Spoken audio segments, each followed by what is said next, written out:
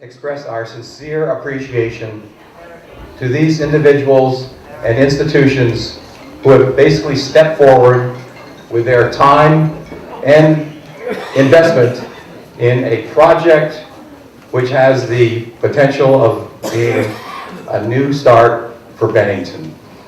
We've got a lot of history in this community, but it's time that we make some new history. The Bennington Redevelopment Group is a group of individuals and institutions who have stepped forward with their vision and financial resources to make this town an even better community. We, at this particular point in time, know how important economic development is, not only in our community, but across the country. They, in this group, recognize that if we're going to have a healthy and viable community, we need to make an investment. Well, these folks, with their vision, have stepped forward in that effort.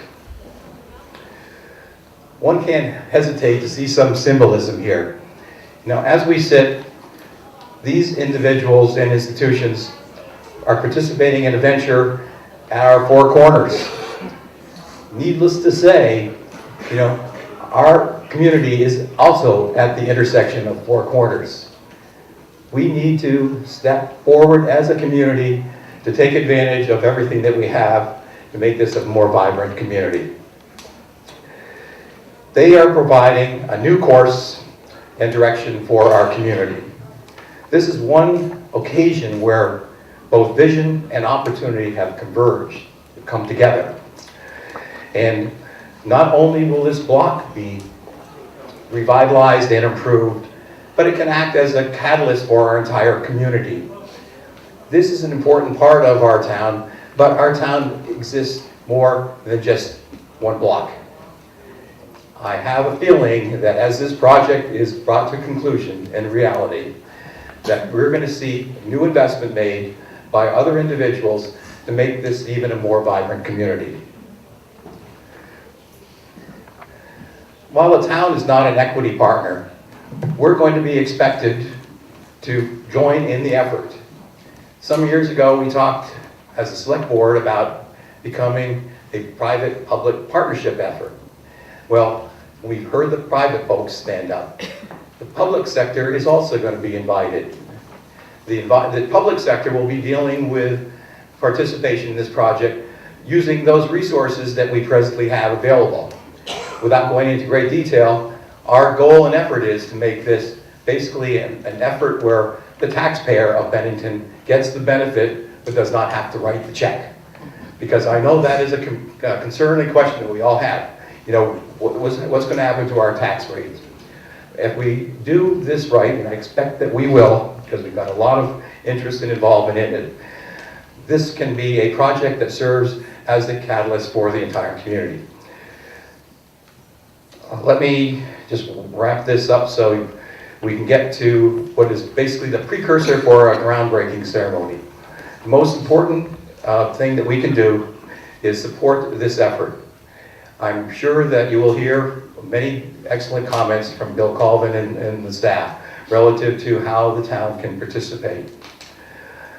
Again, I want to thank this collective group of wonderful citizens and institutions who recognize that the town's success will be their success.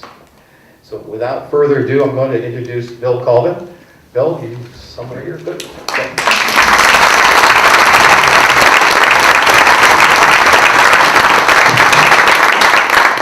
Thank you, Tom, and welcome everybody. We appreciate everyone coming out this evening for what we hope is a celebration and a precursor of bigger and better things to come. As Tom said, I'm Bill Colvin. I'm the Assistant Director of the Bennington County Regional Commission and the Acting Director of the Bennington County Industrial Corporation and the Local Project Coordinator for the Putnam Block Redevelopment Project. So thank you, welcome. I'd like to thank Old Castle Theater this evening for hosting us, to South Street.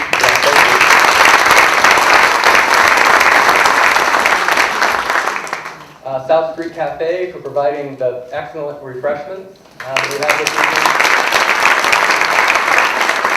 I'd like to offer a particular personal thanks to Alex Derry Snyder, Christina Valdivieso of Bennington College, and Anna Black from Stevens and Associates, who absolutely did yeoman's work to help us pull together this celebration and event this evening. So, ladies, thank you very much. So we hope you got an opportunity to look at some of the boards on the way in. This presentation will last about half an hour, be a very high-level overview of the project. We'll do some Q&A, and then we hope that you would go check out the boards, ask questions, let us know if you'd like to become involved in any way. And we're going to talk at the end of this about exactly those opportunities, about how you can become involved in this project should you be so inclined. So this portion of the program, I'm going to do a very brief kind of background leading to explaining how we got to where we are at this point. We're going to have some of the partners involved come and speak. We'll have Brian McKenna, D.B. McKenna, Dr. Marco Silva, Bennington College, Tom Deeve from Southwest Vermont Healthcare, and Dimitri Garter of Global Z talk about why they believe this project is important personally, institutionally, to their business, and to the community. Sorry. Could you ask folks to sort of maybe move a block over here, because people in the back? Sure, yeah. If we could just take a second and have some people transition to the other side of the stage, that would be great. Thank you. Come this way a little bit.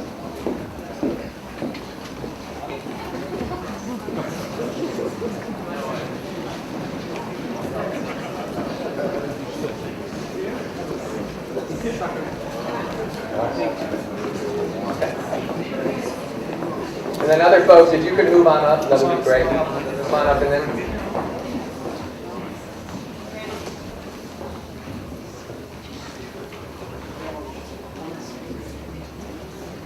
Great, thank you very much. You can continue to slide in if you would.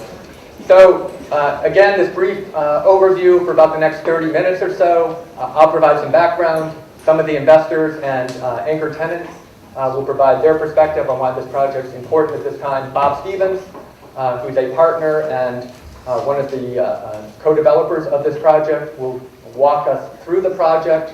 I'll come back on and talk about ways that people in this room, people in the community can play an important and vital role in this project moving forward, and we'll do some Q&A. So why now? Why this project at this time? I think we're all familiar with some of the economic and demographic challenges that we're facing in this region and in this town. Vermont has a shrinking population. Bennington's population is shrinking even faster than that of the state of Vermont. Projections by the Agency of Commerce and Community Development project population in Bennington, southern Vermont, actually down by 3.5% by 2030. Projects like this offer an opportunity to reverse some of these declines. We have an aging population in what is already the second oldest state in the nation. Vermont has the second oldest median age in the country. Bennington is older than Vermont as a whole and getting older more quickly. Without changes in the demographic and economic situation, 30% of our population in the two southernmost counties of Vermont will be over the age of 65 by 2030. Since 2008 and the downturn in the economy, southern Vermont has also recovered more slowly than the northern portion of the state, both in terms of rooms and meals tax receipts and in retail sales. And there's a general overall feel of the need for downtown vitality. So really 4 things have come together at this time to make this project timely and possible. The first is a great demand and need with regard to economic and demographic situations. The second is a group of institutional, business, and community leaders who had been meeting for some time, recognizing the trends, understanding what it meant to them, to their business, to their institution, to them personally, to have a community that needed investment and trying to figure out a way to do that. They realized the need to act. They realized that nobody from outside the community is going to come in to save Bennington, if in fact that's even desirable. And you'll learn why the economics of this project mean that no developer is coming from the outside to make a profit on this project. It's not possible. And we'll explain that why later. And they decided, much to their credit, that the action that they needed to take needed to be of a significant scale. It needed to be something that was going to move the needle on the economy locally. It wasn't going to be something piecemeal. So that's element number 2. Element number 3, the town of Bennington and the Bennington County Regional Commission, about now 2 years ago, had begun an undertaking called the Bennington Downtown Area-Wide Plan, which is a comprehensive planning process to look at the possibility of redevelopment opportunities in downtown Bennington. This study was funded by the Environmental Protection Agency and the state of Vermont, and was focused on how do you redevelop what are called brownfields in your community. Now, it's a scary word, but all it really means is a piece of property which is contaminated or potentially contaminated. In a 200-year-old downtown like downtown Bennington, that's every property. So we had a wide number of properties to take a look at. That downtown area-wide plan reviewed the existing conditions in downtown Bennington, environmental, infrastructure, and historic uses, provided a market study, focused on key site selection that the steering committee for the project identified, did some conceptual redevelopment scenarios, feasibility analyses, and an implementation plan. Now, why was this important? It was important because it served as a body of work which, when the group of business and institutional leaders engaged me to help them identify how might we move the needle, I was able to give them this package and say, look, some of the work's been done. I think this is the project at this time. And there was a nodding of heads around the table very quickly. So with the town having the foresight to do this planning work really helped us get to the point that we're at much more quickly than we might have otherwise. You'll see later the redevelopment scenarios that we have in place for the redevelopment project.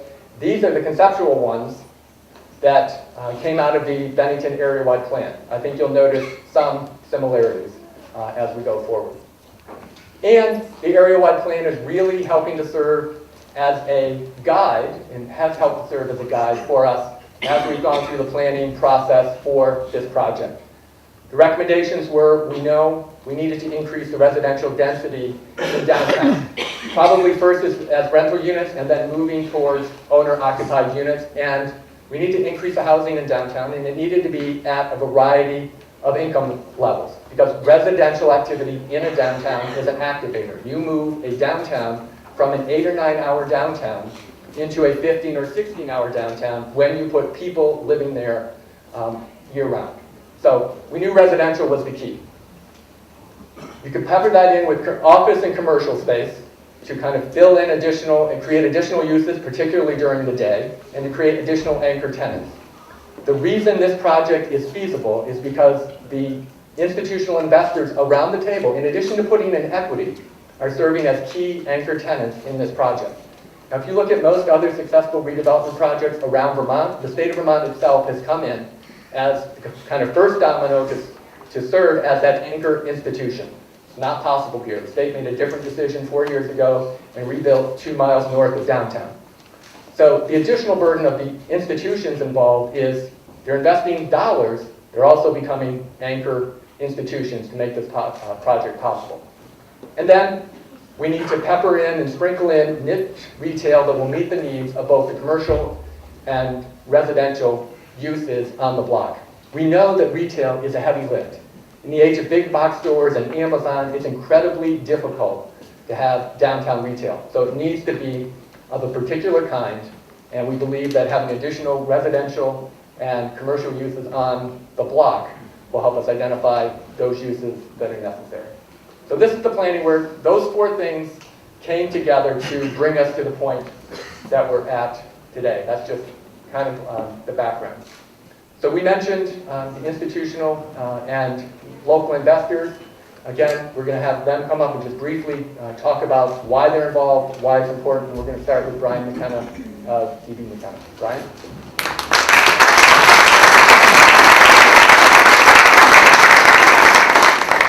I'm going to cheat here. I like crowds, but this is a little bit more than I expected, so I'm really glad I wrote this all down. So first of all, I want to say thank you to everyone for joining us here tonight. We've got a lot of work ahead of us. I think you've seen that already. You've certainly heard that, but it's really exciting for us to be able to come together and share with the community our vision for this critical piece of downtown. And as many of you know, I grew up here in North Bennington, went to Mount Anthony, and then moved back here about 10 years ago. And after working in London. And in those 10 years, Jennifer and I have been, we've become wedded to our house in North Bennington. We started our family, and we've certainly been trying to take an active and positive role, in the town going forward. It's easy to look at our decision and to think that it was basically, mostly decided on the fact that I'm coming back to join a family practice. And that's a little bit too easy, though, because the reality is that, it's much more than that. Bennington's a great place to raise a family, and it's a great place to grow as a person. All right? Whether that's the access to the outdoors, we've got arts everywhere, or it's our vicinity to New York or Boston. Bennington provides a tremendous quality of life.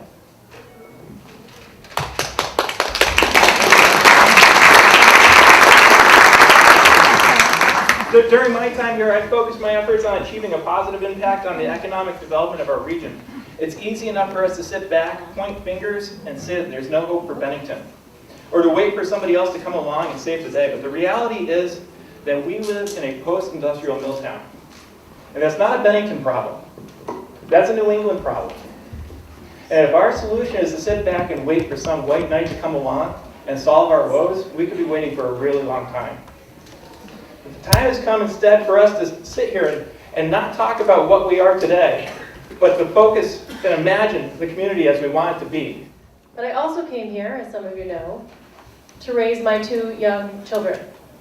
I have a 3-year-old and a 5-year-old, and I cannot think of a better place to raise them than Bennington, Vermont.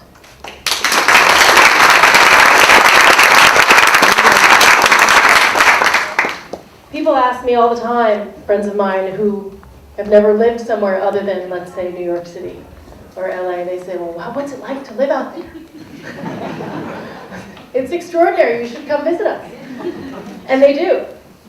And we had friends who came to visit us from Brooklyn a little while ago, and they have 2 rambunctious boys, and they live in a tiny postage stamp apartment in Brooklyn with nowhere to run. And they came to visit us, and I noticed that as we were hiking around Woodford Lake with their kids, they kept saying, don't go where I can't see you. What kind of parenting is that?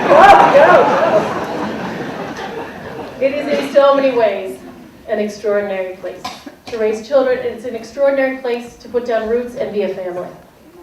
And we need to send that message out far and wide. We need to roll out the welcome mat for all kinds of businesses, all kinds of industry.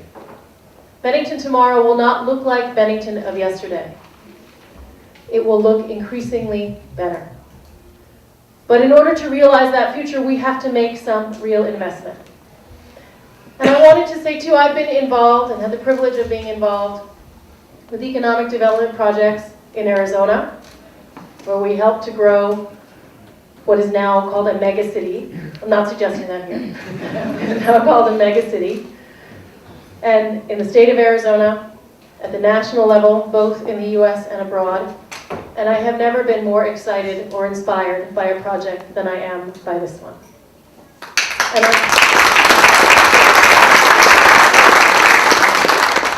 I stand here today representing Bennington College, which, as Bill said, is both an investor and will be a tenant in the project, an owner in the project.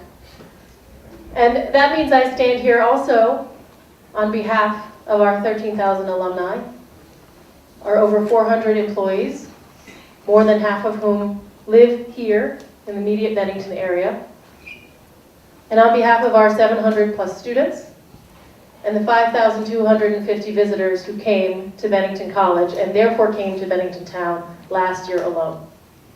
All of those numbers we hope will be going up.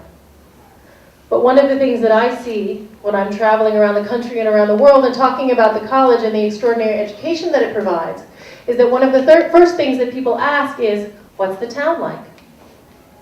The survival of Bennington College and the survival of Bennington Town are intimately intertwined.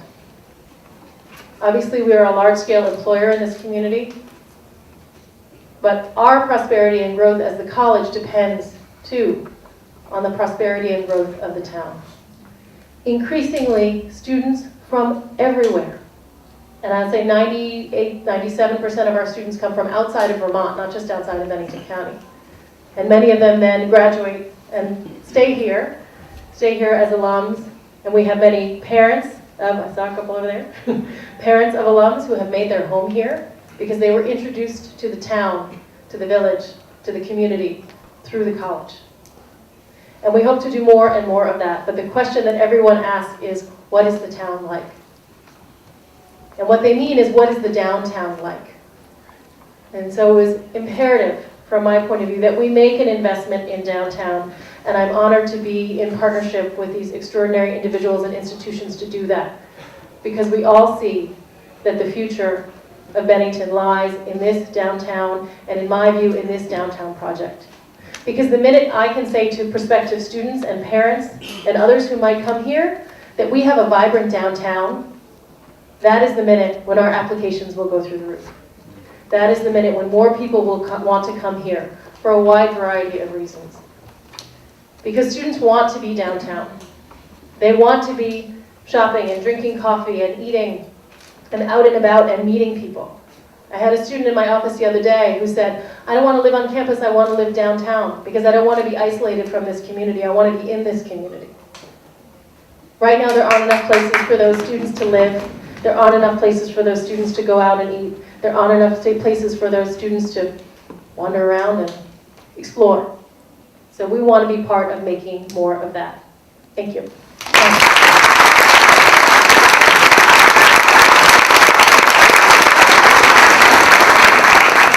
So given the size of the crowd, I'm going to dispense my prepared comments and quickly just, first of all, thank you all for being here tonight. This is a great turnout.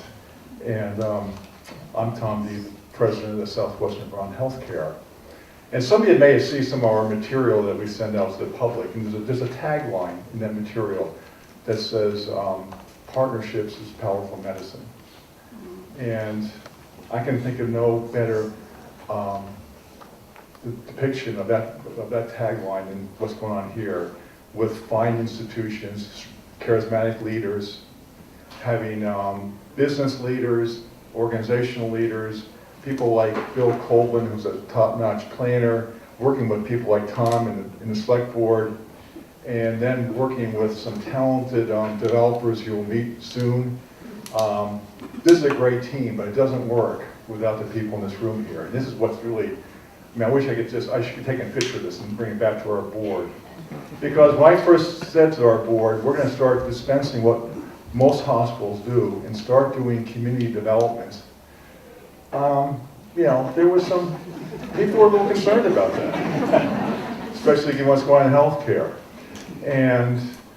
But our vision for the future is really not to provide healthcare, but to create a healthy community.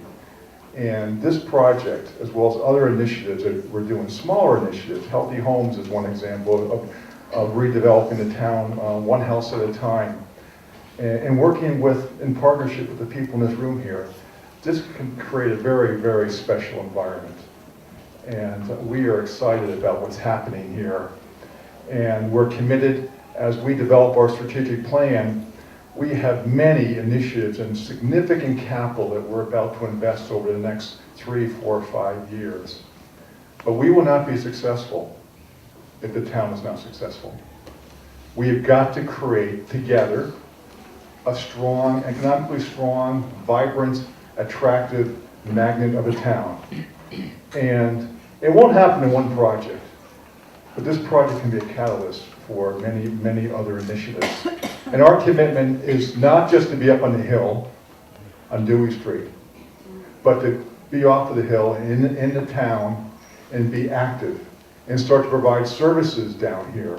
The same way we're looking to provide services in many towns, be it Manchester, be it Hoosick Falls, be it Wilmington, be it Pownell, be it down in Williamstown. But this is the hub. This will become the center of the region. And we think with the partnerships we have formed here, working with all of you, we can make this a very, very, very special place that can attract people. And it's the same as Mariko indicated. I mean, as our plans to the future, we employ 1,400 people right now. But the plan is to expand. And we have an array of diverse people we're looking to bring here, physicians, providers, technologists, support staff, administrative folks. And they ask the questions right away. how's your town, and how's your school system? And together, we're all working to make those all strong assets. So thanks for being part of this, and thanks for being here tonight. And we're here for the long haul, and we're very confident that we will be successful, and this will be the kicking off point for more projects. So thank you again.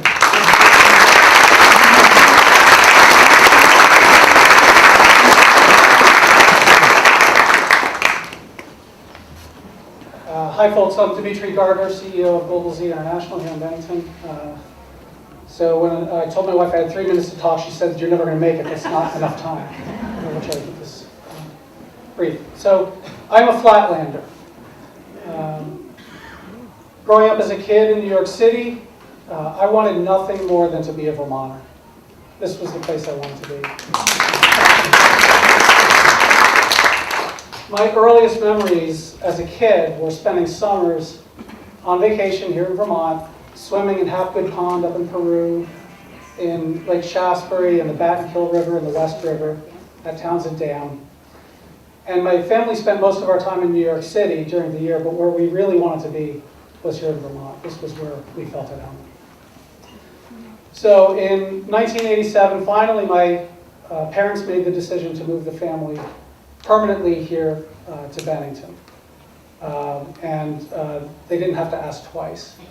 I always said that when we moved to Bennington and I started high school here, it always felt just like summer vacation, except it never ended. It just went on all year long. And I have to remind myself of that on mornings like today when I had to scrape ice off of my windshield before I came to work.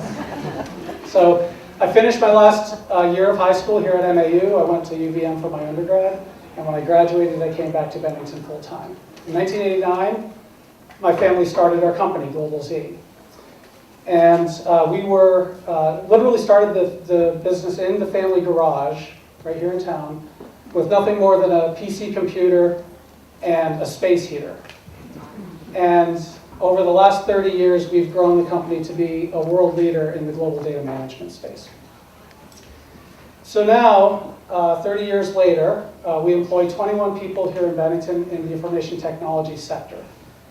Our salaries and benefits are some of the best in the region. And our employees measure their tenure not in years, but in decades. So really, Vermont's superior but simple quality of life turned us from tourists into permanent residents. We bought houses in the area, we raise our kids in the area, we send them to our schools, we started a business, and so we've become an integrated part of the local economy. So to me, this is a success story, and it plays to Vermont's greatest strengths, which is quality of life in the people, which is really what we have to offer.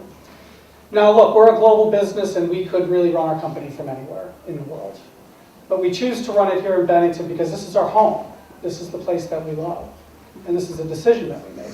It's where we want to be. So we feel that we've got a responsibility, which is to help keep the economy healthy and growing. And that's the only way we can be a sustainable business if we want to stay here. So we're investing in the Putnam project because we firmly believe that a strong, vibrant downtown is absolutely necessary to maintain our superior quality of life. They're one and the same. That's true for us, for our employees, and for our community. We believe that Vermont, and Bennington is no exception, our people are our greatest resource and our most important asset.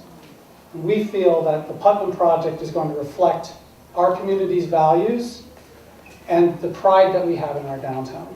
And it will be an asset that we can hand down to future generations as well, so our kids can enjoy it. So far, with the support that we've seen and felt from the community, we are absolutely certain that this project is going to be a success. We feel it's going to have lasting impact, and we're incredibly fortunate and honored to be part of the project. So thank you.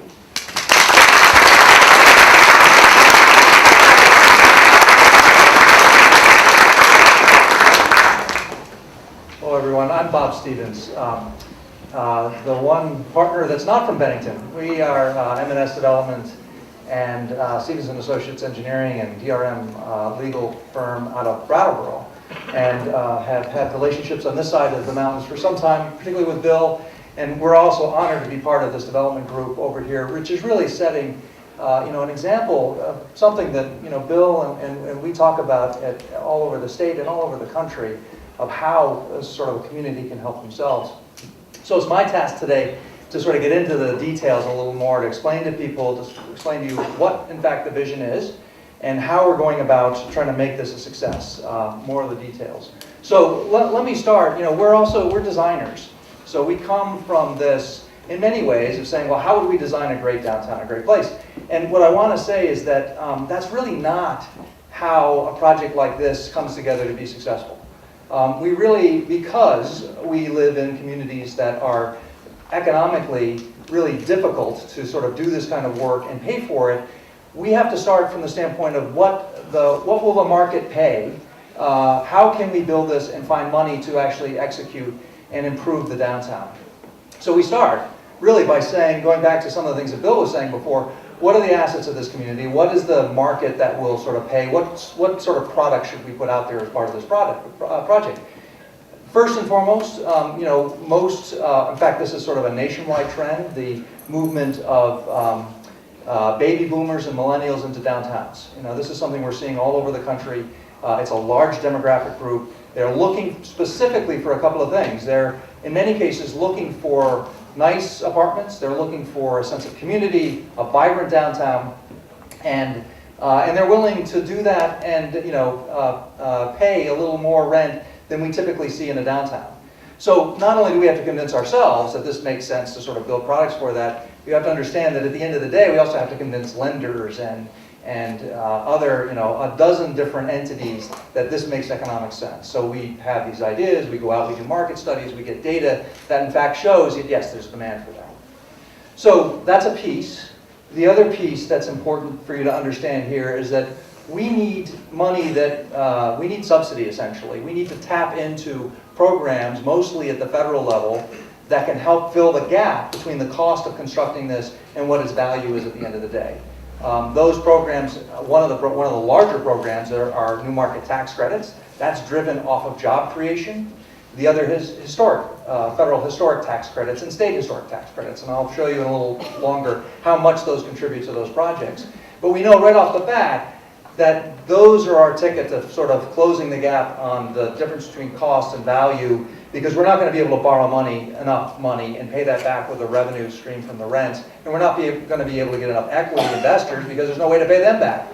So we needed to qualify for those things, and that's okay, because what that means is that we need to have job creation, and job creation, offices, clinics, I'll walk you through some of the things that are coming with this, and retail and restaurants. Those are the things that make a downtown more resilient. So if housing is down and offices up, you have a better shot of sort of being able to pay the rent. It puts more people on the street. It allows us, if we can fill the upstairs with offices, if we can fill the upper upstairs with housing, then we have a better shot of making the retail work. So that's a little background. And now I'm going to walk you through what this project, how we've sort of taken that and how that sort of comes to play on the project itself. So this, you can see, this is the block. It's 3.5, almost 4 acres. Everything in this block bound by South Street, Main Street, Washington, and Franklin, other than the Drysdale building. So the boundary line sits here. The historic buildings, we call the courthouse, but the Penny Saver, Putnam, Winslow, Old Castle, those are the old buildings, or rather historic. And there's elements, Mount Anthony, and even the old Greenberg Lumberyard is a little bit historic. But the historic buildings are essential to the success of this because we need to maintain that fabric in order to get the tax credits. So this is a plan which shows the green is to stay, the yellow is to go. So there's a lot of buildings coming down out there. At the end of the day, it's not the kind of form of development that's going to be successful for the town going forward.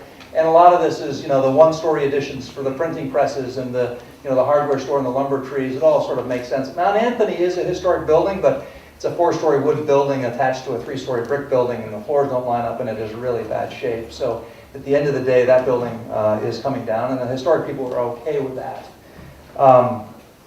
And this is the picture for what this looks like, or the site plan for what this looks like when it gets put all back together again. And I'm gonna walk you through what's in these buildings and what, and to some degree the occupancy and the use, and how that we think will be a successful project. So again, we talk about uses that we can fund, uses that we think the market will call for, and then we need to create the right environment for that. And I think I failed to talk about placemaking a little bit. So we'll go back to the market drivers. Housing, as Bill had said earlier, there is a demand for that, and people will pay money for housing if it's the right product and the right quality, but they will not live upstairs unless you fill the first floor with retail and restaurant and you've created a good sense of place. People are looking for community. They're looking for an active downtown. And so we need to figure out how we solve that in the mix of this project going forward.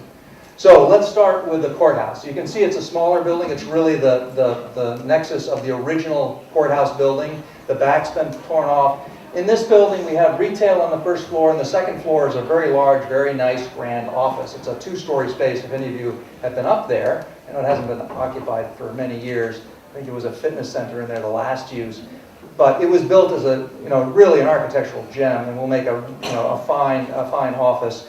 And we have a prospective tenant for the second floor, actually. We have a few more things to work out, but we think we'll have somebody signed up for that very soon to put some office workers into that space right downtown. The retail spaces, we're still looking for some tenants in that building. The Putnam building, as you can see, the Mount Anthony wood frame building comes down, and we're building back a three-story addition to fill that hole, which opens this courtyard up. There's a one-story concrete building in the back that's coming down as well.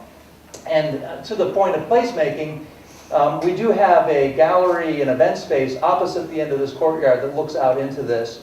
And we're looking at providing cafes and restaurants. We hope South Street Cafe actually might move into these spaces with, they're in the building now and might move to another space in there with outdoor seating. So one of the things that we see, restaurants, food, can be successful in downtowns because you can't buy that at Amazon. Amazon is really doing a number to retail, but food and restaurants, if you create enough critical mass and enough people, can be successful, but they usually do better if there's outdoor seating.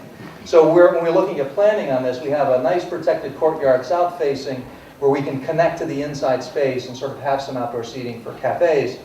And then we're also looking at a restaurant anchor in this leg of the building, the long leg here. It's a fairly large space, works about well for a 100-seat sit-down restaurant, who could also have some outdoor seating on the back side of that.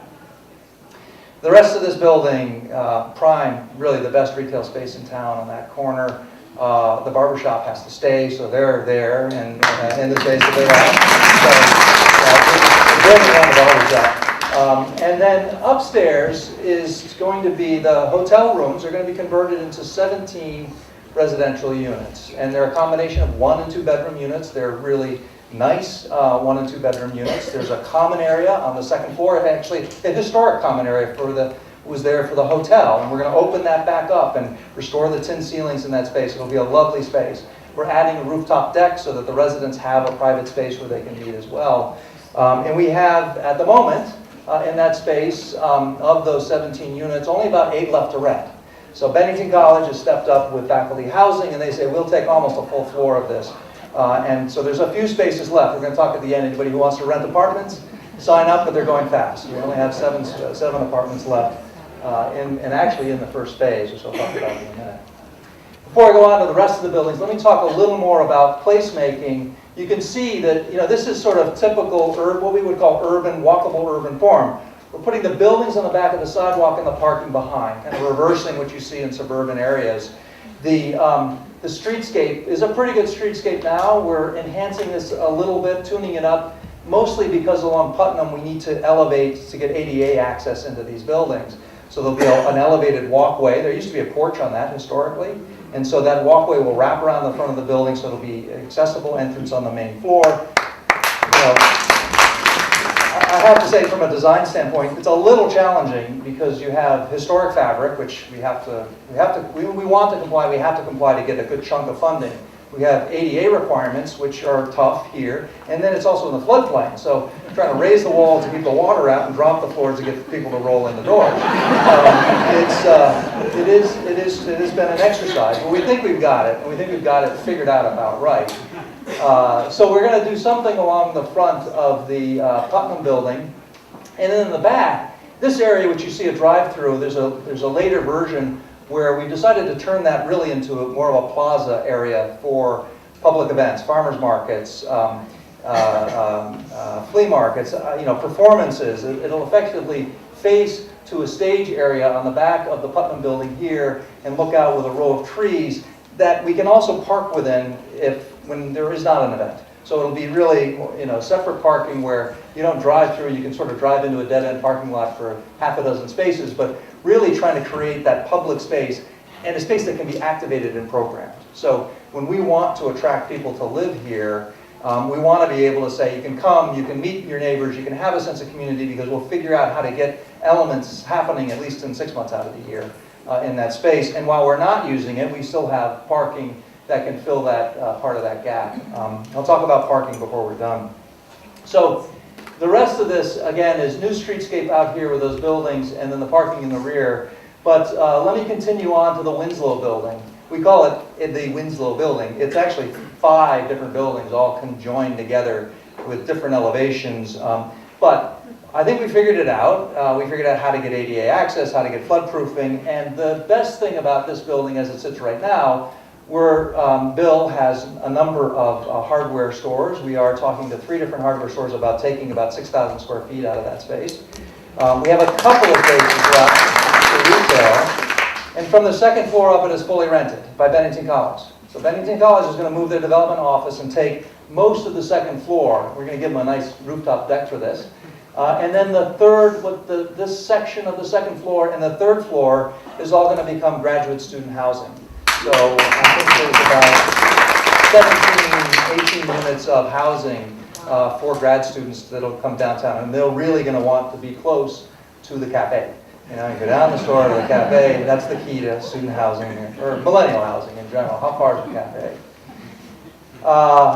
Old Castle theater is here, and Old Castle is to remain and vibrant, and we're partnering with them. We think in the end of this, for them to own their own building and continue to make investments in this space as a cultural center and sort of add to the vibrancy of the whole block. But that's probably at the end of phase 1 going to be carved out as a separate project for them to go forward. And then if we continue on, there's actually 2 new buildings, and we're showing some townhouses here. So let me talk about those for a minute. The first building we refer to as the grocery building because we haven't come up with a better name yet. We'd like a better name, but that's one of the things that Bennington doesn't have is a food source. And so key to keeping or inviting people to live down here and to be able to live without having to get in their cars, to be able to walk to food. So I'm happy to say we have a letter of interest from a vendor who's interested in a 10,000 square foot grocery store. We are investing in a deeper level market study to get the actual data for that so that we can talk about designing a space for grocery that would fit essentially in the back of this building. They'd have some streetscape up here for perhaps a grocery cafe, and then the rest of this building are what we refer to as liner buildings, retail along the street, because groceries don't like to have a lot of storefront. So we have an active storefront with the sort of, the functions of a grocery store happening back here. The other thing about grocery stores, they're tough in downtowns. They have a lot of materials coming in and out. People need to have, 100 parking spaces within 100 feet of the front door and see the front door.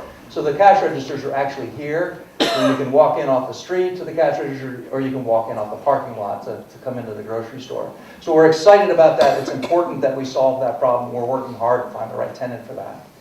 And then upstairs is a model of housing. We have about 30 units designed right now, 29 units.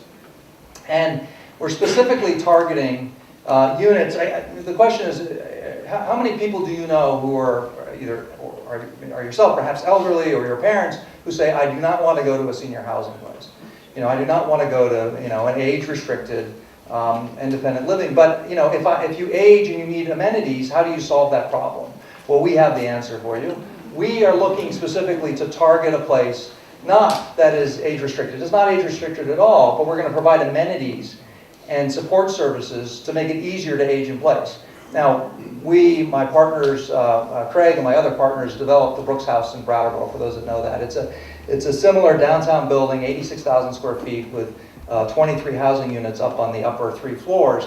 and been a great success. It's fully rented. And what we didn't realize is that the demand, we built an independent senior housing place and we didn't know that. And we didn't purposely do that. We have about 70 or 80% of our tenants who are seniors. Many are local people in the community that own other homes, but they wanted a place downtown. 3 of them are over 90. Several of them have home health that live in there. And they literally are able to go down the elevator and walk to a restaurant, go down the elevator and walk to the grocery store. And, you know, they have community, you know, they have puzzle night and Thirsty Thursdays. And so it works well, and we didn't even plan it. Here, we're trying to actually be a little more purposeful, and there is a financial aspect to it. What we'd like to do is provide a concierge, somebody who's at the desk downtown during business hours. And if you need help, home health care or cleaning, or you know, somebody to bring your car around, you call down and you can get that help. You know, with some level of support system and built-in community space and programming to sort of build a sense of neighborhood and community in that building. So there is it's a fee-based system. There are other senior housing projects. This isn't specifically senior, but there's a fee to enter this, you know, and then that fee you get back, you or your heirs get the fee back when the unit re-rents at the end of whatever your term is. And that's what helps us be able to provide the amenities in that building and the support services in place. So that's 30 units in this building. The building on the corner, we call this our medical building. Again, looking for a good name on that. Willing to take donations, by the way. Naming opportunities, that's okay too. So it's called the medical building because the hospital is looking at moving health-related services into the ground floor. So again, some number of health-related services to occupy that first floor, to get people in and out of that, provide those services downtown. The second floor, we're hoping to work with the Visiting Nurses Association to take the second floor. The third floor, we've got local organizations, Bills, Shire, some other nonprofits that are looking at that. And then one of those floors in there, we've got the nursing program from Southern Vermont College. So we're hoping to move the nursing classrooms in with medical services down below. And on the top floor, have another layer of housing for the nurses who are in those programs. So we have housing, nursing school, visiting nurses, other offices, and then medical services lined up. So this building here is mostly rented as it is today.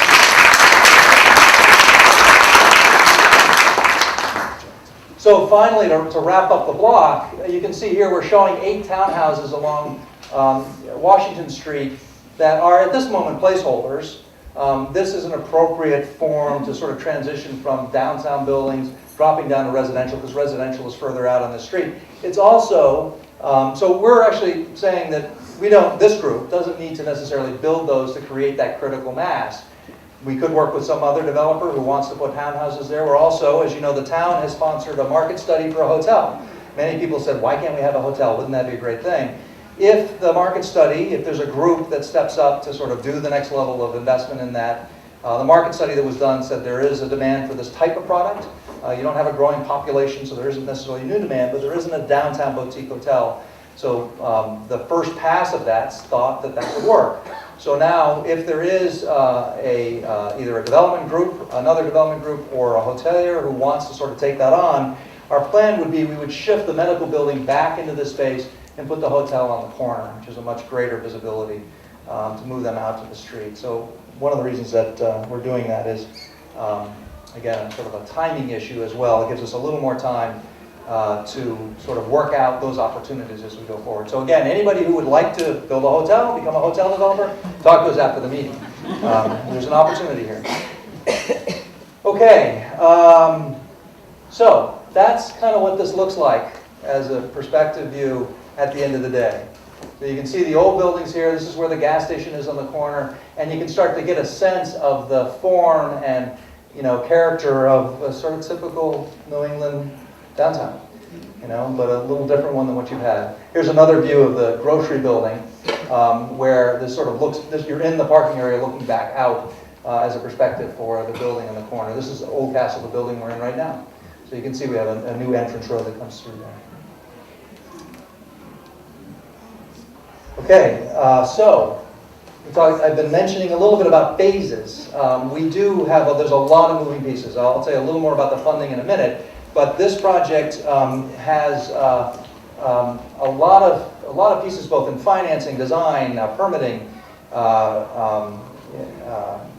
won't even begin to go into this. We decided a few months ago that it would make sense to split this into 2 phases because we felt we could get these old buildings under construction and started by this fall.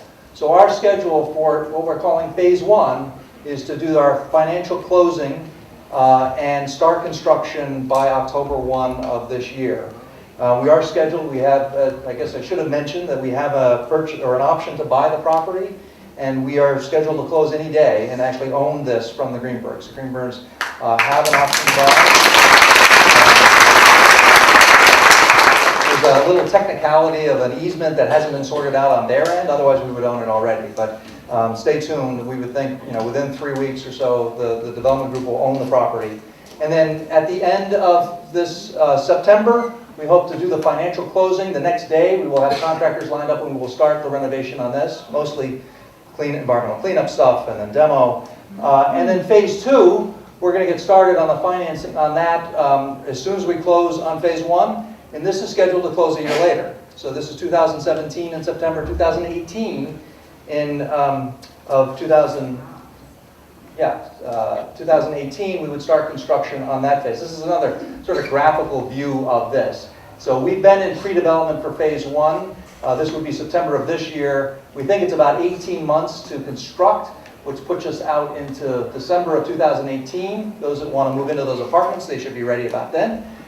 Retail spaces could also be ready at that time. Don't worry too much. These are operational and then refinancing phases. And then phase 2 will start construction at midway through this and then complete it a year later for occupancy of the new buildings going further out. All right, parking. I'm going to talk a little bit about parking and the strategy around this, just so people understand this. So Bennington has the misfortune of having free parking. I say that because if you don't have a parking problem, you don't have a very active downtown. And if you don't have a traffic problem, you probably don't have a very active downtown. So we're going to solve that. We're going to create some parking demand. No, but seriously, we do need to look at, if we're going to attract particularly grocery tenants, we need to say, yes, we can park this. How are you going to manage that? So we have a parking design here. It's about 100 new spaces, maybe 45 spaces around the block. But we also understand that we live in the context of extra parking that's already out there. And so we did a study, Jason did a study actually for us of the Depot and North lot and the Town and Armory lot to say how many spaces are there and how well are those used. So between those 3 lots, we have about 350 spaces. And then what we do, as the engineers, we go through sort of use per square foot and we look at hours of the day and when do those parking demands happen, and you end up with something that looks like this. There'll be a test later, but so all this is so here. There's 2 lines down here. This is our long-term parking, which is mostly residences, maybe some office workers, so those are a little blended in there. This is our parking during the day, and you can see, hourly, 8 a.m., somewhere around noon, we get into this peak. So from our project site, we're going to push up to around 200 parking spaces.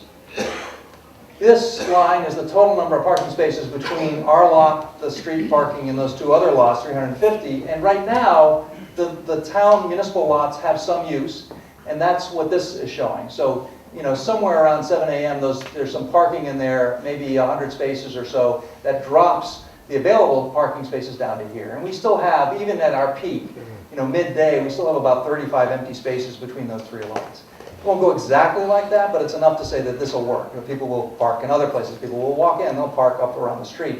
But what became pretty clear to us is that we do not have the ability to have our long-term parking spaces in this lot. So we're going to manage that. Yes, is there a question? Yes, there's a empty lot on Dewey Street that is next to, it's across from, it was used by Greenberg. Oh, across would the that street. eventually become, would Yeah. that eventually become parking?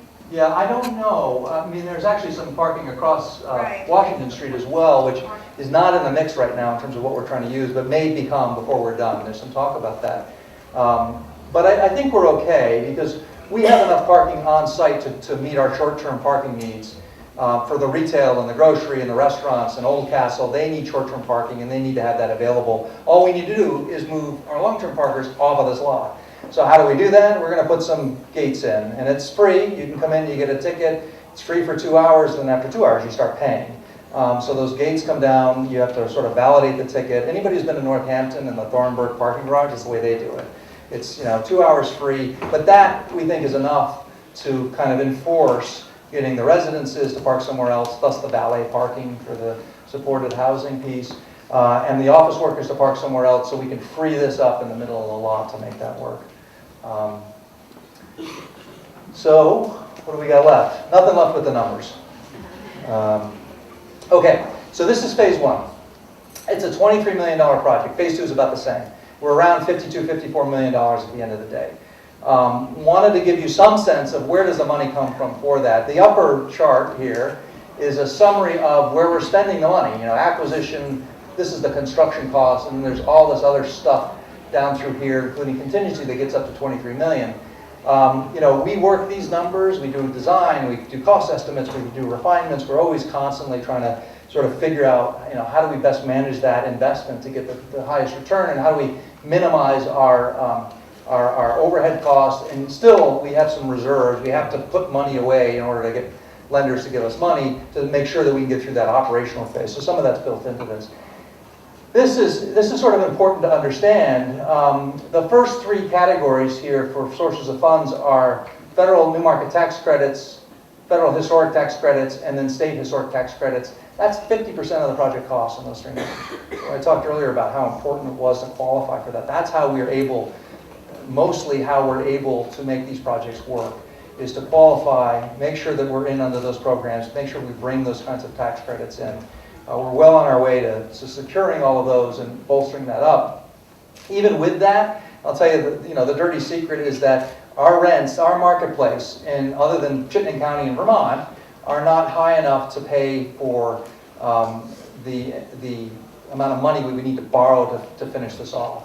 So even, we can only borrow money. I don't know if those of you know that we can only borrow about 80% of the value at the end of the day, and we're going to spend $26 million, $23 million of cost to build this, and it's going to be worth $7 million, $8 million, a third of what it's worth. And of that $8 million, a bank will lend us 80% of that. So we get $6 million in loans. It's hard to build $23 million for $6 million in loans. So how do we solve that?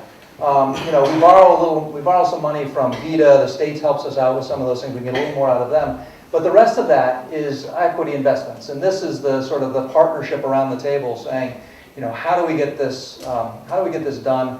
Not only does that investment stay in, that we don't have to necessarily pay back during the early years of the operating, but it is the money that we're working on right now. We will spend all of that money before we get to the closing in September. We're burning through that money, monthly now as an investment in design and financing development and all the due diligent work that we have to get the rest of the funds. So that money is up front and at risk. There's some other sources in here of what we call preferred equity that Bill's going to talk about that sort of help close the gap, which is a method that we've used to go out to the community and find some support to pull the last few percentages to get this thing off the ground. It is incredibly tenuous.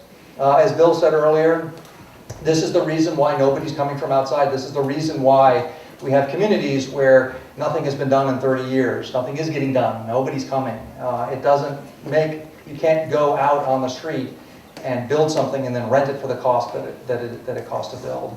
But by bringing our institutions, our civic leaders to the table to help fill some of these gaps, to have key anchor tenants, because at some point, after we got the financing figured out, we have to rent these apartments. If we don't have apartments rented, if we don't have retail, and we don't have a certain amount of the office rented by bankable tenants, we still can't get the money in order to pull the trigger on this. All of those pieces have to come together at the end of the day.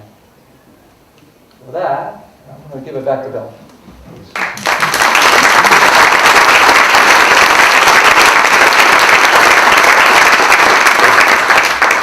Thanks very much, Bob. So I think you've seen the vision. I hope you're as excited about it as we all are.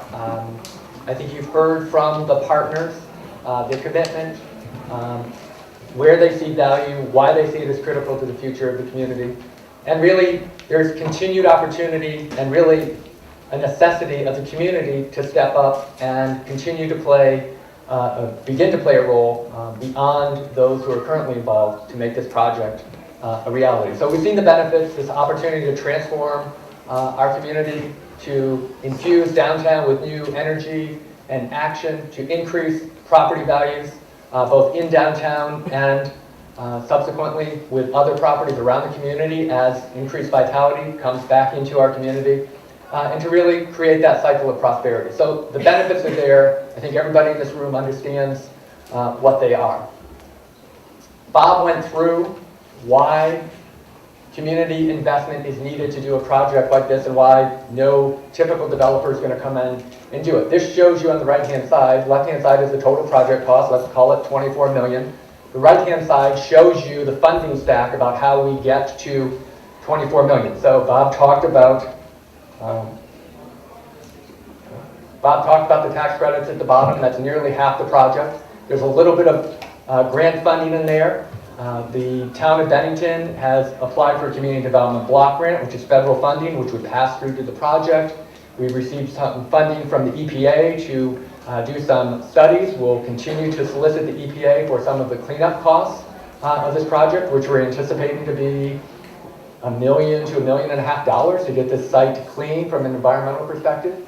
Bob talked about the debt, which is supported by the value, which is a very small piece of the total funding stack. And then the top part is really the anchor investors that are at the table now and others in the community. So that's really the piece that we're talking about. Bob talked about why local rents won't support this type of investment and really why civic investment is needed to get us kind of over the hump and to the finish line on both phases of this project. So how do you become involved? There's really 5 opportunities for the community to become a part of the Putnam project. The first is leadership equity. That's the money that Bob talked about, the $1.4 million on that slide, which is the at-risk money. That's the money that our current anchor institutions and individuals have put in at risk to do all of the pre-development work and get us from now through the closing late September and October. Our target for phase 1 is $1.4 million. We're not quite there. We're close. We're not quite there. So there's still an opportunity to become a part of the leadership team.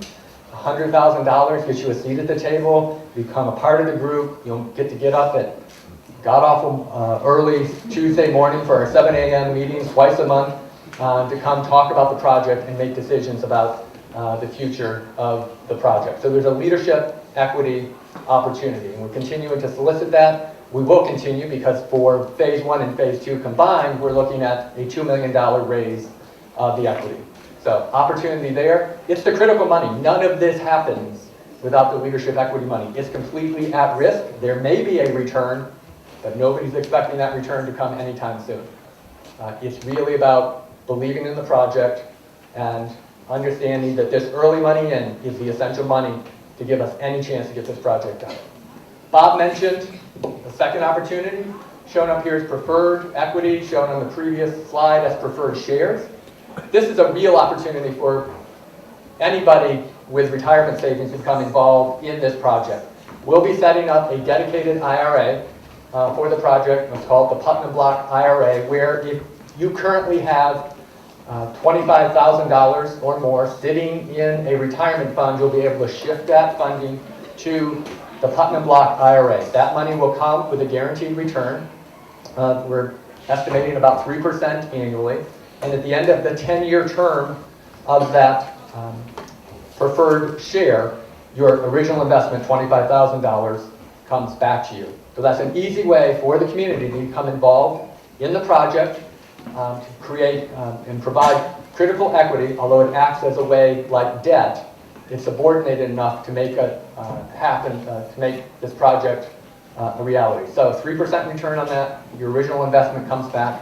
We're preparing the paperwork and we'll go out to the community for those, for that money in the next month or so. The target there for phase 1 is $800,000. I believe we have an additional $600,000 or $700,000 preferred equity target in phase 2. Third opportunity to become involved is through a private loan or guarantee. We think we put together a funding scenario that makes sense. Things happen. None of these types of projects are linear. We know there are going to be roadblocks along the way. In the Brooks House project, they went out to an additional partner and secured an additional guarantee on a loan to make a bank loan happen. there may be an opportunity here. We may have to go out to the community and say, would you loan us a certain amount of money to get us over the hump for a certain period of time. So that may not be a necessity. Most likely it will be. We have, through this project, because there are not-for-profit institutions involved as anchor investors and tenants in this project, we have a really unique opportunity to contribute to this project. And that is through a charitable contribution to either the colleges or to the medical system that would benefit this project. So you write a check to Bennington College, Southern Vermont College, Southwestern Vermont Healthcare. You say you would like that money dedicated to the Putnam project. Because they're a qualified not-for-profit, you get your tax deduction. The money flows through them, becomes part of their equity, and flows into the project. It's a really unique opportunity to become involved and probably get the, at least in the short term, the best return anybody's going to get, because you get the tax write-off and you get 25 or 28 or 30% benefit on that money when you file your taxes in the next year. And the final way to become involved, as Bob mentioned throughout this, none of this happens if we don't have committed tenants signing leases to support this project and support what debt we do have on the project going forward. So those are the ways to become involved. There's been a lot of, there's been sign-up sheets around. If you're interested in learning more about any of those, please sign up. We'll get back to you. At putnamblock.com, on the Putnam Block Facebook page is contact information. Happy to give you more information to help you fill in the blanks about any of these. So we're going to do we run a bit over. I know it's hot, but we want to do a brief amount of time for Q&A. But before we do that, I wanted to take a personal moment to thank the anchor institutions that are involved in this project. I think many of you know I've been doing community economic development and real estate development work in this area since the late 90s. This is not the first time the Putnam Block has been under consideration. This is the time it's going to happen. I would personally like to express my gratitude to the development group for bringing me aboard, letting me be a part of this exciting opportunity. I could not have more gratitude towards this group and feel a greater sense of pride about a community coming together than what this team has done.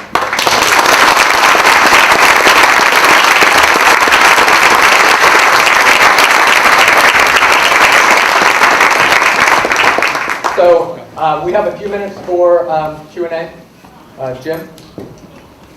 Bill, thank you so much for what you've done. And everybody, by the way, my name is Jim Carroll. I'm your selectman. I want to give you a little backstory. But first, I want to warn you. Yeah, I want to give you a little backstory about this place. As a native of Bennington and an Irish Catholic kid, every Christmas, Santa Claus visited here. And he handed out presents. I bet you remember that, Maggie, already. So there's a long history with this space. But tonight, not only do I want to thank the consortium of people that have invested their time and their money and their faith in the community and have talked about the things that we have been wishing for a generation. I just want to applaud you and thank you so much for what you've done.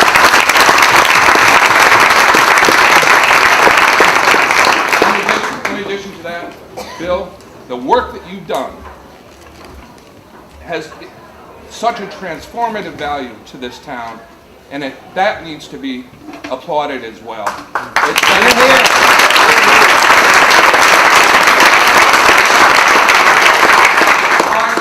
Finally, there are two other people who have been modest about their role in this, but they truly were the seeds that got this started. And they are Tom Jacobs and Michael King.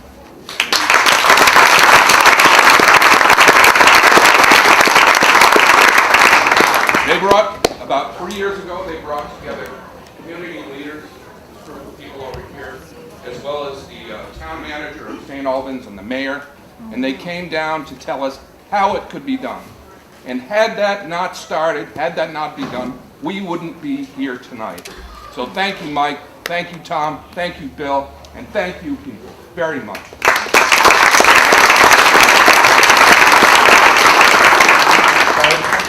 Yeah, hi, my name is Charlie Murphy, and I just would like to have you elaborate elaborate a little bit about the access to the Putnam Hotel? Because I like to say. Bob, you want to talk access? Is this on? This is on? It's not. Can you repeat the question?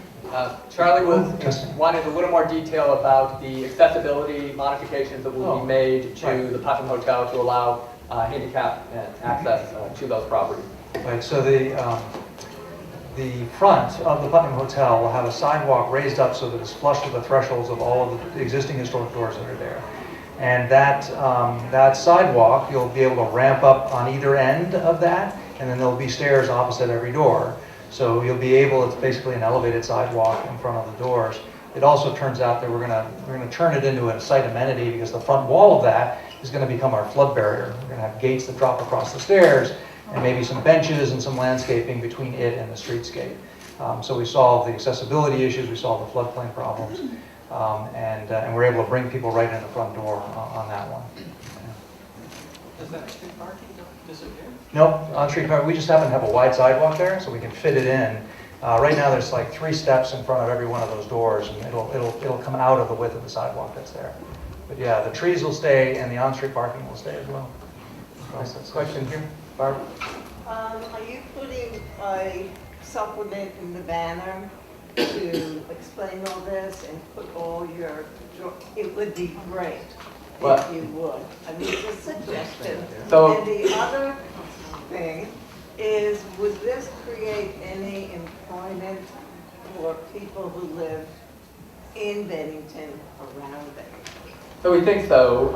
Answering your, so the question was, will this create employment for people in and around Bennington? That was the second part of the question. The first part is, what's the publication of the information? How are we handling that? With specific recommendation with regard to the banner. So let me take the second question first. We've done, as part of the grant applications, we've done some employment studies. There is significant employment, both original and supplemental secondary created as part of the project. So yes, we wouldn't qualify for new market tax credits without that job creation. So yes, there'll be a fairly significant job creation component. With regard to promotion of what's happening, we do have a Facebook page, and we have a full website, putnamblock.com, which is updated regularly with all of these plans, all of the information, all of the contact information. Barb made a plug for the banner. Alan, Keith, and Jim are here. I would also like to thank the banner for its excellent coverage thus far, and I'm sure moving forward for every step along the way of this project. So thank you very much.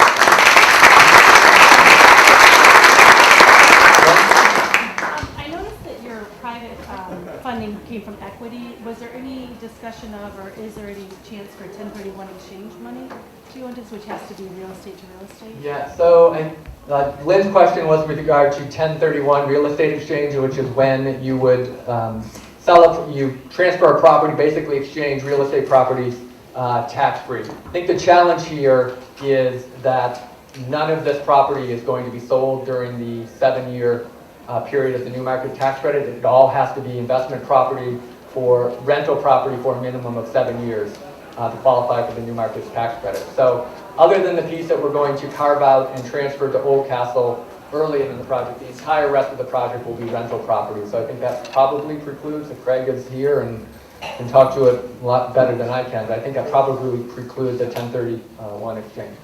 I am not a lawyer, and I'm not even playing one on TV. Other questions? Michael? Yeah, the preferred equity piece, is that going to be SEC registered preferred stock or locally state registered stock? How is that going to function? Craig, do you want to? I really am not a lawyer, not going to take that. Hi, my name is Craig Miskovich. It's a great question. So we are exempt from registration under Regulation 506B.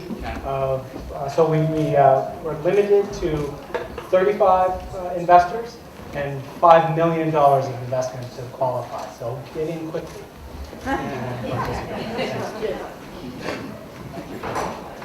Question, others? There was a question down front? That was my question. You know, do you become a stockholder as you're investing? How does that work? Yeah. And what's your liability if you are a stockholder? If this goes down? Yeah, the nice thing is that you own an equity and you don't have any obligation in connection with the project other than the capital that you put in. So there's no guarantees, no loans, no borrowings. None of your other assets are at risk. The $25,000 or $50,000 or $100,000, whatever it be, of the preferred equity is of course at risk. It's an equity, it has risk to it, but there's no further obligation any more than one would have obligations if you own stock in Coca-Cola. And there's a question here about the federal credits. Half the funding of the project comes from federal tax credits. How confident are you that those tax credits will survive budget reform and tax reform? So the question was, given the amount of federal funding that's shown in the pro formas, how confident are we that that funding will survive?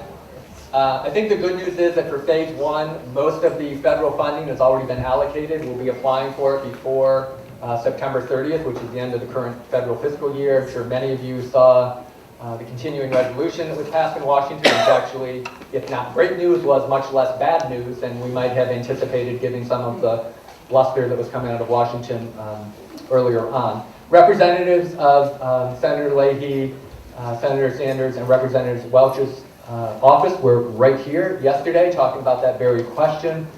They remain confident that given the continuing resolution as we look into fiscal 18 and beyond, a lot of this funding impacts projects on the ground like this one. It's going to be really hard for Congress or the U.S. Senate to vote against these funding sources that have such impact back in their home community. So we're cautiously optimistic. We're feeling, I think, pretty optimistic about phase one in particular. EPA, we're hoping will come through with some funding for cleanup for phase two. We'll see what that looks like. As I said, going back to the slide about loans and guarantees, what Bob showed as the sources and uses budget, it's not going to look exactly like that at the end of the day. We're very confident of that. So, Craig, did you want to add anything on funding? No, that was great. This is a logistic question. I don't see how you can get a trailer truck into that grocery store. Because I used to go to Greenberg's all the time, and when trailers came, it's a nightmare to back in. That narrow street where they had to come through the center.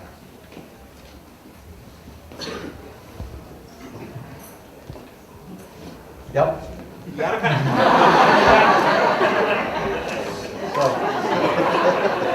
So we have a similar project in Brattleboro, the Brattleboro Co-op, which is downtown and has a truck that turns around.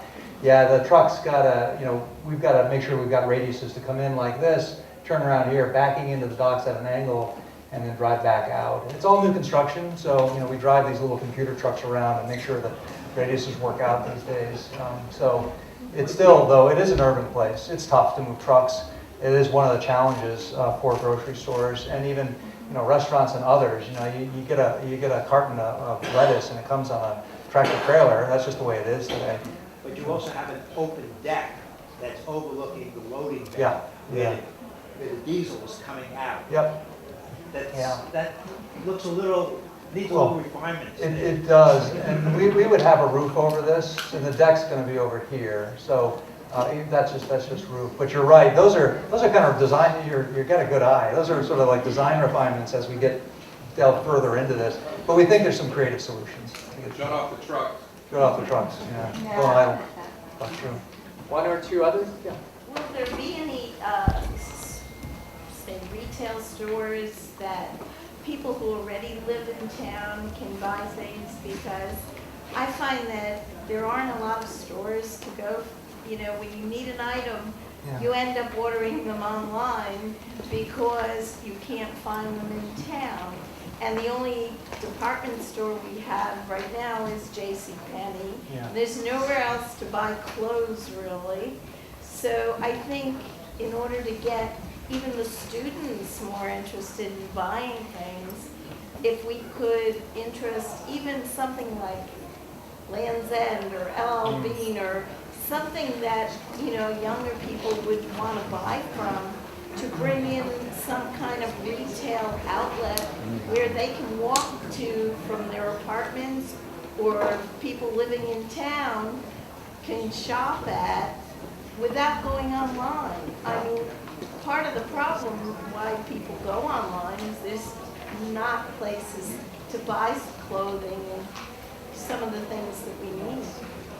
You know, retail is a huge discussion around the country now about what's happening to retail. We were at a conference 2 days ago in Pittsburgh, the National Main Street Conference, specifically talking about these issues. I think the consensus is that people are buying a lot less, people are buying more online, that we are overbuilt in terms of the amount of retail space in this country. I would rather be at downtown retail, however, than a box store or a department store these days. They're in malls, they're in trouble. They're probably, very little. yeah. So what happens in a town like this? We're not likely to get a commercial chain. We don't have the traffic to do that. In general, what works, two things that work. So one is lifestyle retail, people who are they want to do that, they're going to make a living, they're not going to generate a lot of wealth out of it, and they tend to rent smaller spaces. So we design spaces that are 1,800 square feet instead of 6,000 square feet. And second, people are redefining retail. It's not product sales, it's experience sales. You have to have an experience to sell your goods. So whether that's clothing where you come and there's high levels of customer service and you still get it delivered to your house online, or something that's fun and whimsical, or if you look at North Star Books, for instance, they're doing a wonderful job as a bookstore. Bookstores are getting killed, but people go there because it's a great experience. So that's the future of retail, and it's going to be in livable downtowns, walkable places. So we need a Starbucks. Starbucks, yeah. Well, we have South Street Cafe. We're good. And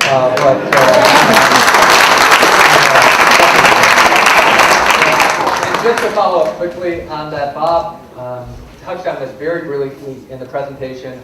I've heard as this project has evolved from all sorts of people, as you might imagine, all over the community saying, hey, what about A, B, C, or D? Why don't you have this in this project? And my constant response has been, the project, the ideal project here is going to be the one that we can get done. And that's really going to be driven by what the market will support in terms of leases going forward. So we can have hopes and dreams and aspirations for any particular type of use. The market ultimately is going to drive what fills these spaces. But just to build on that a little bit, if any of you have prospects or people who want to open a retail store or move into this town, we are set up to work with them. This isn't we don't have a long line signing up to rent retail spaces. So our philosophy is, how do we make them work? How do we support them? How do we help get the fit up done? How do we get these investments in these spaces with the belief and faith that this is going to be a great space? So we need people who are committed. That's a huge piece of the success of this, is getting retailers who believe in this project and believe in your downtown and want to be here. And we're going to be standing behind them almost as economic development support people. How do they reach you?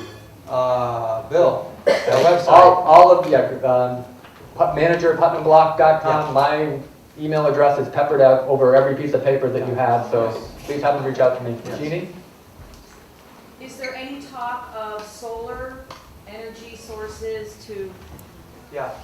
Yeah, so the buildings, I didn't mention this, but the other piece about all of these buildings is we are moving them into high-performance buildings. They're old buildings. All of these will be renovated to high standards, in part because we do have subsidy now on money we spend, and it reduces our operating costs. So typically, when we're done, we're going to run this at a 2 to almost 20% lower on a cost per square foot basis than a building that might have been built in the 90s. So our first and our primary goal is to drive down the cost of operations from an energy standpoint. We're looking at really all air-to-air heat pumps, for instance, as the primary heater with a little bit of propane background, very little fossil fuel. But from a solar standpoint, at this point, if we do that, it'll be a takeoff agreement. So again, in Brattleboro, we have an agreement with a solar field in Londonderry where we take the power off as part of a mutual co-development piece, because fitting it on the roof with the other mechanical equipment, with the rooftop decks, and the fact that we got to maintain those roofs in this urban environment is tough. But there's opportunities to do that sort of added little topping off in terms of energy use with those kinds of off-site solar projects. But primarily, our main focus is to drive down the actual usage of this. We're happy that LED has now become, not only a third of what's compact fluorescence, but they're getting the light quality decent too. So we're now putting buildings out all with LEDs, which is driving lighting costs down. Thanks, Bob. So we'll take 2 more, and then we'll be available after. So here. What are the leases going to be? I'm sorry? How much are the leases? Which type of Yeah. residential you mean? Well, yeah, residential So- and retail. So typically, and I'm off the top of my head, and Bob, some of our development team is here, can give you more specific numbers. I think it's going to be on our website too. Yep. So I think of a 2-bedroom, 1,100 square foot, 2-bedroom apartment, bath and 3/4 is around $1,500–1,600 a month, plus electric. Yeah, it's not on the low end. You know, for this town, it's probably low for Burlington, if you go up there. But that's the price point. There are, I should have mentioned, that 20% of all of our housing is going to be priced at an affordable house, 80% of median family income. So there's opportunities for income qualified people to rent at closer to $900 a month, including everything. Those are often the smaller units, but that'll be bit throughout. Am I done talking? Yeah. So, and then, you know, the retail and office, that depends. We have some really prime retail spaces that we're going to try to push $18 to $20 a square foot, but most of them, you know, maybe closer to 14 or 15, which is kind of the typical run-of-the-mill. I hate to say this, but our goal is to raise the retail, the rent per square foot in this town to get it closer to reality. And I don't mean that against our tenants. Our tenants need to have enough traffic and churn to pay higher rents. So we need to create an environment where they can afford to do that, and then we can afford to take care of these properties. And that would be a good thing. Yeah, you talked around the old castle and the art center. Could we hear from Eric in terms of what sort of plans there are for this building?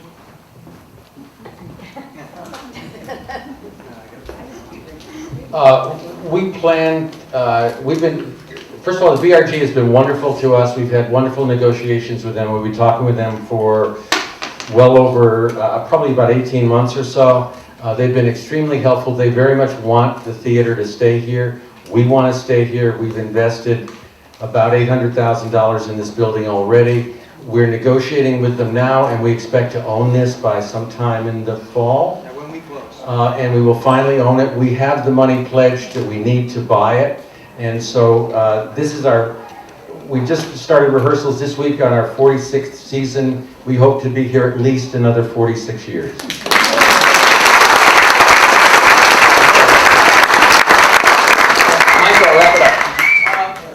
This is for Miskovich and Stevens. Could you compare the complexity of this project with other projects that you've done or are doing? Yeah, this project is the most complex in the country, I would say, close to that, truthfully. It's perhaps a little more complex than the Brooks House, which won the award for the most complex financing project in the country 3 years ago. Yeah, that's right, you did. Yeah, it's a harder project, but it's, you know, and this, but this is the way that you have to get these things done, and it's layering all those different sources of funds and going out to the community, looking at creative ways for people to sort of stand behind it. And it's, you know, the financial piece is one thing. It's supporting these businesses that are down here afterwards. It's participating in the community events. It's becoming tenants living down here. Every one of those is mission critical to this being a success long term. We are now in the phase of trying to raise money to build it. And then when we're done with that, we'll go through the non-risky phase of constructing things, which is, as you probably know, is not non-risky. And then we have to operate it and make sure that we rent these out and maintain it and successfully have vendors and tenants that can afford to continue to pay their rent in order to pay back the huge amounts of debt we're going to have. So it is a long prospect. It'll be, you know, many, many years before we see the end of this and we can look back and really see that as a success. But we have every faith. I mean, it's going to happen. You know, phase 1 is going to happen in September. And with all of your help, phase 2 will happen a year later. So it's going to be there. How will this affect how will this affect our real estate tax base? While this is being built, is there an abatement on real estate tax on the property? So the group will, I assume, pursue all available programs that are available through the community. Tax abatement could be one of them. With regard to a tax abatement, that fixes the value at the current value, so there's no negative impact on anybody's existing property value. It may defer the realization of the increase in the grand list for some period of time, but in terms of a negative impact on property taxes, there will be none. That's important that we have to borrow as much money as we can to get this thing built, and so that helps us pay those first several years are the hardest piece. So to get over that, to get this rented up, to get some of that paid off. And in the end, as Bill said, it's going to be worth many times what it's worth now. The grand list will go up, and if we're successful, the values of the buildings surrounding will go up as well. This is how I'm you just turn the concerned corner. that while this is being built, that there's an abatement on the real estate tax. I imagine this is a sizable chunk of the real estate budget. There's no abatement, so abatement Yeah, means stabilization. bringing it down to there. Stabilization is under consideration, abatement is not anything that's Not appropriate. So, thank you. This has been a phenomenal turnout. I think it shows the commitment of this community to this project, to economic development, to supporting the partners around the table. We'll be around for additional questions. Hope you've enjoyed the evening, and again, thanks very much.